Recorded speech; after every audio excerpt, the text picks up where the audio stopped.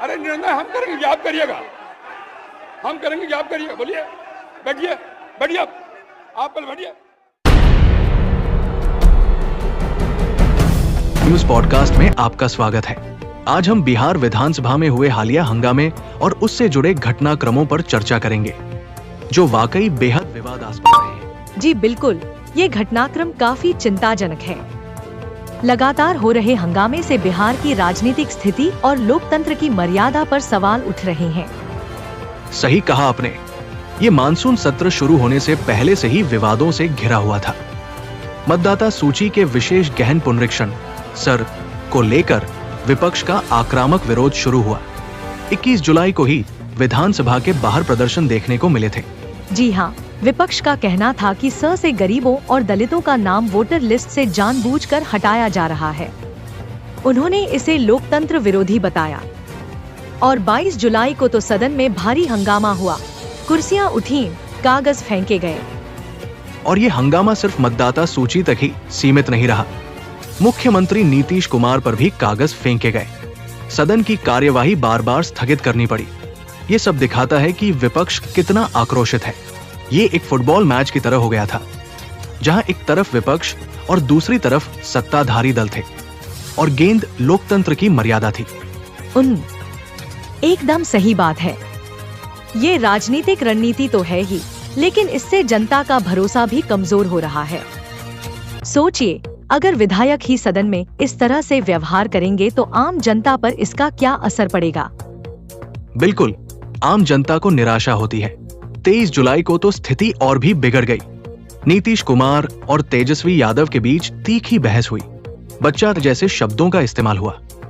सदन के अध्यक्ष को भी नाराज होना पड़ा। हाँ, और भाई वीरेंद्र के सदन किसी के बाप का नहीं वाले बयान से तो और ही बवाल मच गया।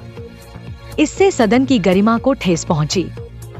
यह एक ऐसे स्कूल की तरह लग रहा है जहां बच्चे ही शिक्षक को नहीं मानते। ठीक ही कहा आपने। ये सब दिखाता है कि राजनीतिक दलों के बीच सम्मान और सौहार्द का अभाव है। 24 जुलाई को तो हालात और भी भयावह हो गए। सदन में हाथापाई हुई, माइक तोड़े गए, मां बहन की गालियां तक दी गई।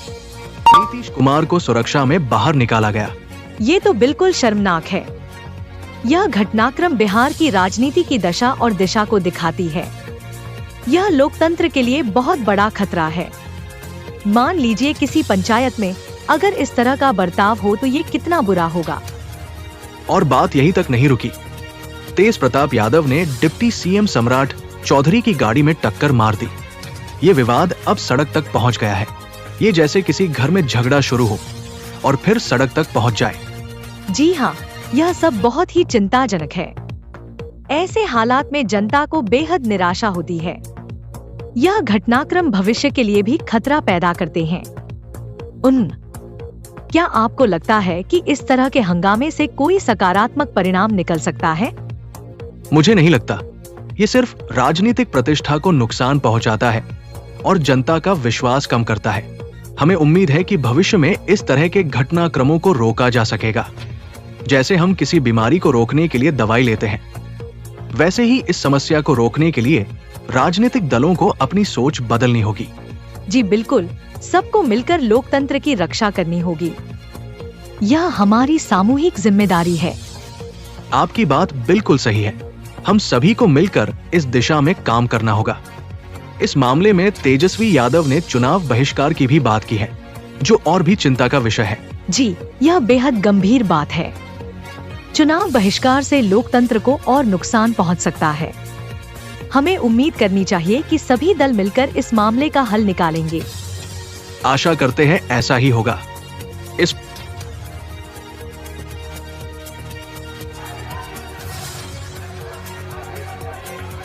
अरे निर्णय हम करेंगे, आप करिएगा। हम करेंगे, आप करिएगा। बोलिए, बैठिए, बैठिए आप पहले बैठिए। आप बैठिए मंत्री महोदय। बैठिए कि नहीं बैठिएगा? बैठिए। ये हम निर्णय करेंगे, आप करिएगा। हम निर्णय करेंगे, आप करिएगा। बैठिए।